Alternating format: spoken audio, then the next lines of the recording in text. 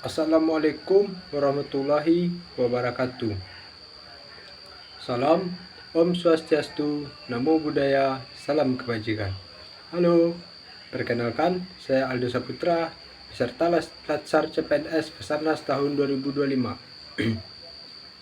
Di sini saya akan mempresentasikan tugas saya yang berjudul Analisis Isu Instansi Basarnas yang diampu oleh Bapak M. Yusuf Latif, SHP. Baiklah, saya akan memulai untuk mempresentasikan tugas saya, yaitu 1. Identifikasi dan deskripsi isu aktual.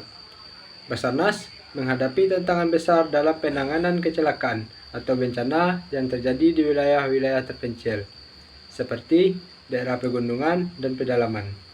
Data menunjukkan bahwa dari 1.504 kejadian yang ditangani Basarnas sepanjang tahun 2023, sejumlah besar mengalami keterlambatan respon karena keterbatasan alat utama dan personel di lapangan. Data dan fakta yang saya dapatkan di dalam laporan kinerja Basarnas tahun 2023 disebutkan bahwa 45% wilayah kerja Basarnas tidak memiliki unit siaga asar permanen. Rata-rata waktu tanggap darurat meningkat hingga 5 jam di luar Pulau Jawa. Sumber data ini saya dapatkan di laporan kinerja Basarnas tahun 2023 di website www.basarnas.go.id. 2. Penyebab terjadinya isu. A. Keterbatasan anggaran pengadaan alut SAR.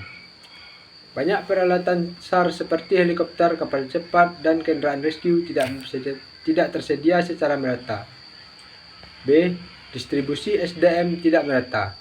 Banyak daerah hanya memiliki beberapa personel siaga dengan keahlian terbatas. C. Topografi wilayah Indonesia yang sulit dijangkau. Wilayah pegunungan dan kepulauan memperlambat proses mobilisasi. D. Koordinasi lintas instansi kurang efektif. Ego sektoral antar instansi menghambat sinergi operasional. 3. Dampak jika isu tidak segera diselesaikan. A. Peningkatan risiko kematian karena evakuasi lambat, menyebabkan korban tidak tertolong. B. Menurunnya kepercayaan masyarakat karena layanan negara dianggap tidak responsif. C. Tekanan operasional tinggi pada petugas dan beban kerja tinggi bisa memicu stres dan kelelahan. 4. Rekomendasi penyelesaian menurut gagasan kreatif saya, yaitu A. Penguatan SAR berbasis komunitas lokal dan melatih relawan lokal sebagai perpanjangan tangan Basarnas. B. Digitalisasi pemantauan dan koordinasi dengan aplikasi mobile GPS untuk pelaporan real time. C. Kerjasama dengan BUMN dan swasta dalam pengadaan alutsista dan pelatihan lokal. D. Revisi distribusi dan rekrutmen SDM berdasarkan wilayah rawan. E. Penggunaan teknologi drone dan AI mapping untuk pemantauan dan pemetaan wilayah kritis. 5. Teknik analisis yang saya gunakan adalah dengan A. Analisis masalah dan penyebab utama. 1. Masalah utama adalah keterlambatan respon SAR di daerah terpencil. 2. Penyebab utama adalah personel SAR kurang di daerah terpencil. 3. Peralatan belum memadai dan tidak merata, sehingga lokasi geografis sulit dijangkau. 4. Koordinasi antar lembaga masih terbatas.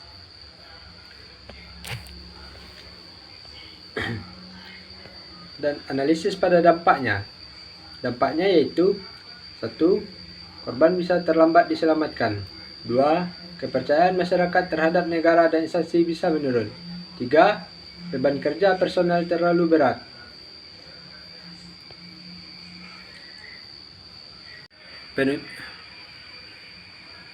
Penutup, keterbatasan SDM dan alat utama SAR menjadi tantangan besar bagi Basarnas dalam menjalankan misinya.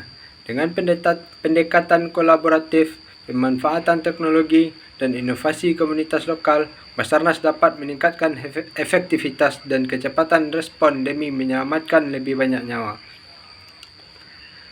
Baiklah, mungkin hanya itu saja sedikit isi dari tugas saya yang dapat saya sampaikan. Saya tutup. We are family. Afiknan Jagat Samakram. Assalamualaikum warahmatullahi wabarakatuh.